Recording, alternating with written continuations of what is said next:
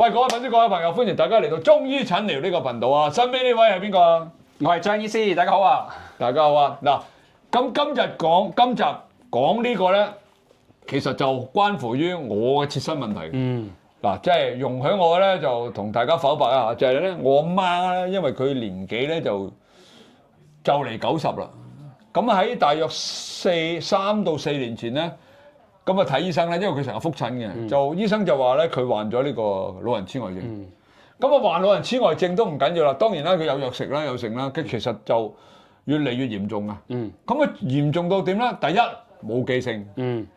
佢基本上咧，佢做完啲咩都啦，佢都唔知嘅。嗱，呢個第一點好嚴重啊！呢個係佢唔知嘅。第二，甚至乎佢去完廁所，佢食完嘢，佢總之做過啲咩都啦。轉頭你問佢阿媽，你咪食完嘢嘅？我有咩？有咩？冇啊！我而家要食嘢咁樣啊！咁好啦，除咗唔好記性啦，做完唔記得之外咧，個脾氣好臭啊！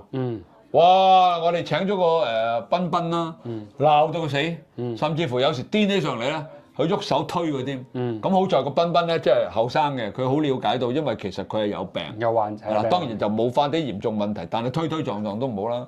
係鬧人、脾氣臭，甚至乎有時推撞都有。跟住就冇記性，跟住咧，甚至乎有時我哋問佢啲嘢咧，佢係完全唔記得嘅。即係最慘咧，其實就係佢身邊嘅人，係嘛？咁好啦，我想問啦，嗱，如果佢呢個叫做咩啊？叫做咩症啊？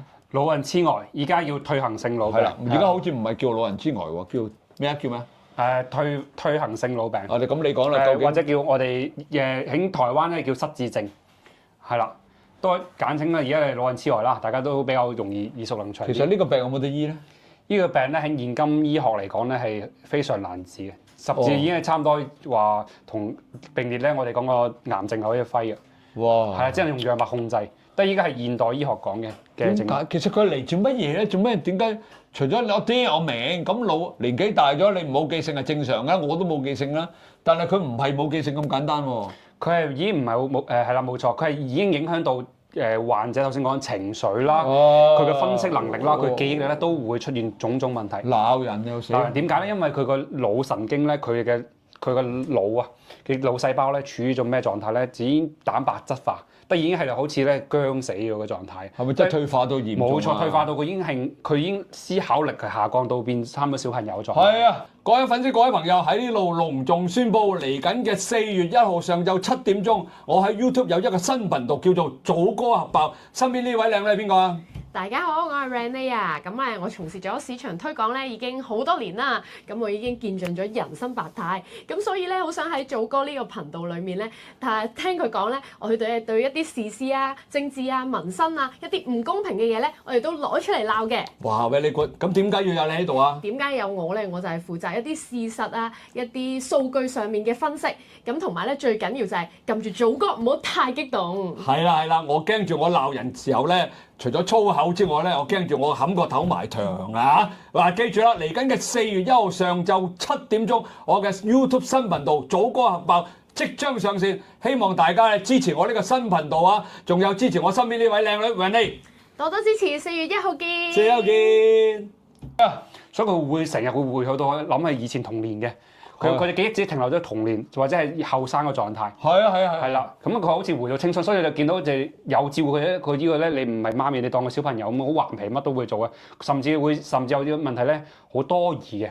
係啊，呢個好慘啊！佢會懷疑，喂，邊個係咪有鬼啊？又話邊個親人嚟咗，又會講到古靈精怪，又邊個偷我錢啊咩？你偷我錢咯，都係你咯！我明明有幾百萬未開頭嘅，你攞咗我唔見咗，會懷疑嘅，所以你搞到人會崩潰。係啊，佢係咁啊！真係嘅，因為呢個已經係有好多電影已包括外國電影啦、台灣已經做咗好多關於呢個失智症、我哋嘅老人痴呆症嘅嗰啲題材，就攞咗諾貝爾攞咗呢個奧斯卡嘅有個。哇！真係，你講到全部中晒喎。係啊，冇錯，所以有一家有一人有老人家有老人痴呆，真係成家都遭殃。係啊，佢老人家冇乜嘢，佢因為佢已經停留緊佢後生嘅狀態，好開心㗎佢係呢頭突然間發癲，因為我老豆都成90歲㗎啦，都差唔多。佢突然間發癲咧，就鬧我老豆嘅。咁鬧完癲晒，嗰度有閉路電視㗎嘛。咁啊，我啲家姐啊嗰啲成日 call 啊，喂，快啲去啊！你阿媽又癲啊咁啊去啦，去到轉頭問佢你做咩又癲啊？我冇啊，我幾時鬧人啫？係啊，就冇嘢啊。冇嘢㗎。跟住話喜怒無常。有一次咧就鬧嗰個賓妹鬧得好緊要，想打個賓妹咁樣啦。咁啊你計啦，賓妹咁大隻係嘛？咁我哋又去啦，去到你做咩打人啊？冇啊，我都唔知幾錫佢，跟住走去攬住個賓妹食一啖。係啊，真係冇計係咪？即係你冇計㗎，佢隔離就激死嗰啲人。我都唔知幾錫佢嗱，你睇下我而家錫佢一啖喎，咁跟住攬住個賓妹食一啖。喂！即係其實，唉，我都唔即係有時又佢又突然間就變翻一個小朋友，突然間佢又變翻一個好抱怨啊、好多投訴嘅老人家。係啦。咁我哋有時都真係唔知道好嬲定好笑。係啊，我只能講老天爺俾我哋一個安排，俾我哋作為兒女嘅做一次體驗父母，俾父母變翻小朋友，我哋變翻佢。佢直情小朋友專題啊！冇錯。我要食嘢，我突然間又要食嘢，我得同你食。好情緒化，好小朋友化。係啦。咁我哋俾我哋感受到屋企人佢哋當我哋小朋友嘅時候，佢哋咁照顧我咯。不如俾個機會我哋孝順翻父母咯。咪先喺玄學嗰方面咁。嗱，你講得好好啊！但係我想問啦，喺中醫嘅角度，嗱，我明白嘅，老人痴呆症其實要醫都好難嘅。咁有冇得舒緩先？其實我冇得醫啊，我講係西醫冇得醫啫。我中醫有嘅。喺現今醫學或者係現今喺營養或者係抗衰或者係喺呢個依家有幹細胞，用喺細胞療學嚟講係有可以令細胞逆轉嘅，可以改善呢個腦神經。有嘅咩？有嘅，冇錯。咁即係點啊？因為我作為中醫啦，我醫生我都會不斷喺度鑽研緊依家現時嘅科學同埋中醫嘅傳統醫術嘅探討嘅。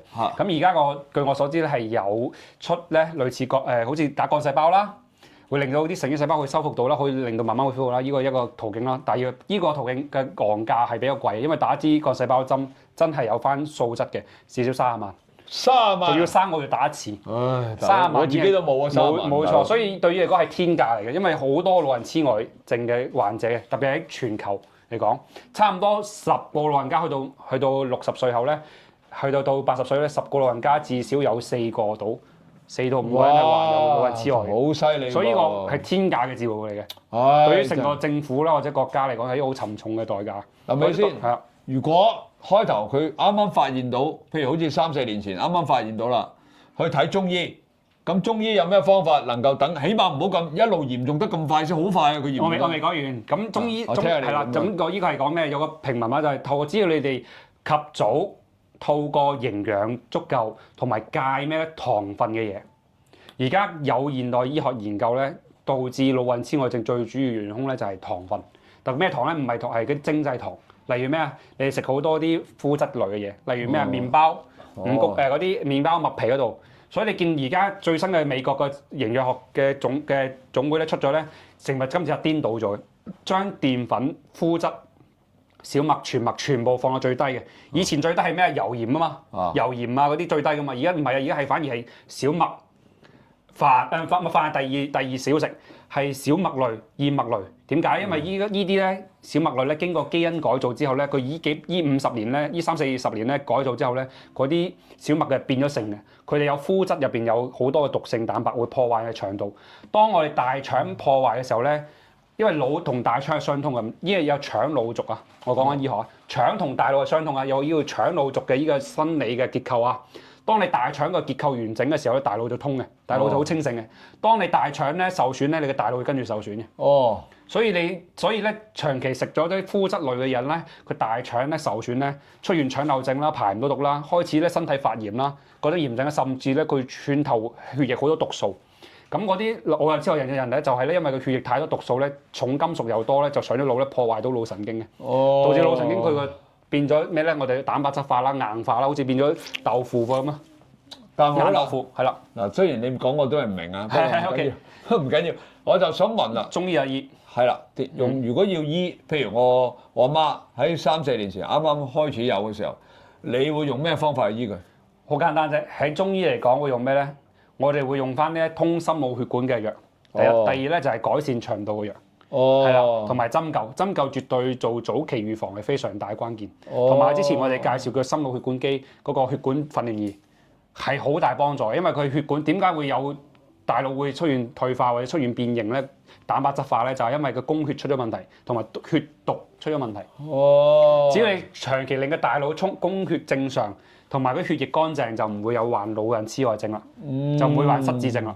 呢個關鍵嚟嘅。嗱，之前咧張醫生就介紹咗一部機嘅。係啦，咁啊好多粉絲已經買咗翻去㗎啦。嗰部係咁大部到嘅。血管斷裂係訓練係啦。係啦，就係呢部嘢可以減輕到老人痴呆嘅。冇錯。哦，原來就係嗰部。係啦，所以及早預防用儀器可以改善嘅。如果你揾中醫就定期嚟喺度做針灸啊，或者係做一路嘅放血啊，甚至之前有朋友問放血捐血得唔得？捐血都得。哦。定期捐血，等啲血換都換啲新血，你嘅血力乾淨，你就唔會老咧咁多雜質、咁多毒素。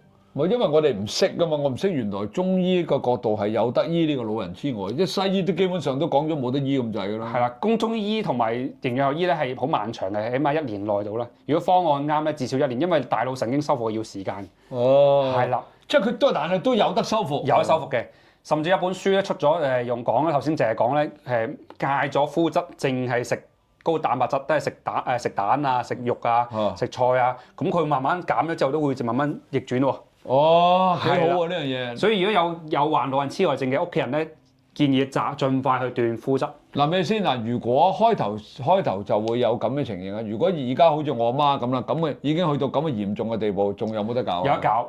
有得搞。令佢唔穩定情緒啲。哦，即係冇咁嚴重。冇咁嚴重係啦，因為佢情緒化係因中醫嚟講係因為你腸燥啊，腸有毒素咧，佢排唔到咧，就佢血有毒咧，就會有到肝咧，就肝火旺。肝火旺就好個人咧好敏嘅。咁呢個敏嘅情緒咧係因為佢刺激到嗰啲我哋講嘅情緒焦慮出現，係講因為身體嘅原因嚟嘅。哦。只要血乾淨，佢大便通，佢就情緒就好穩定。哦。點解咧？因為現代醫學嘅營養啦，現代醫學講咧，大腸會分泌90%嘅血清素。哦。血清素咧就幫助我哋神經鎮定、安神、鎮定嘅作用嘅，止痛嘅作用嘅。所以我哋大腸咧有受損咧，我哋製造唔到足夠血清素。哦。咁你西醫就會開咩咧？就會開血清素俾你啦。咁啲化合成血清素，你食咗就穩定神經嘅。哦。係啦。但係中醫就唔係咁啊嘛。中醫唔係，中醫透過咧營養好啦，中醫好咧就改善你腸道，令你腸道功能恢復之後，去咗濕啦，冇毒素啦，咁你腸道恢復就會製造足夠嘅營養之後咧，就自己會製造血清素。哦。咁個情緒咪穩定咯。哦，係啦，係咁嚟嘅，中醫係咁嘅，透過調腸胃、排肝毒，去導致情緒穩定。即係換句話講，如果啲粉絲啦，即係啲長者咧，開頭嘅或者已經有嘅，就其實喺你個角度裏邊咧，係絕對有得醫嘅。絕對有醫嘅，係啊，個身體嘅狀態可以改善嘅，係啦，有100%可以醫好，我唔可以寫包單，又唔可以咁，係啊，可以改善，緩解佢症狀。係啦，唔好成日發脾氣先。係啦，唔好成日亂咁鬧人啦，甚至掉人、攞刀斬人都有啊！掟嘢啊！係啊，掟嘢啊，攞刀斬人都會發生嘅。佢真係情緒癲起嚟，你真係驚嘅。嗱，今集非常之好啊！阿張醫師咧解釋咗咧老人痴呆咧，喺中醫嘅角度嚟講咧，其實係有得醫㗎。咁如果你哋想了解更加多啲嘅留言揾小助手啦，或者問小助手啦，甚至乎咧你想約見阿中醫師咧，都可以透過小助手嘅。係啦，張醫師呢集就差唔多咯喎。好啊，多謝大家，多謝大家，拜拜。拜拜。好，你哋係咪走啊？係俾你。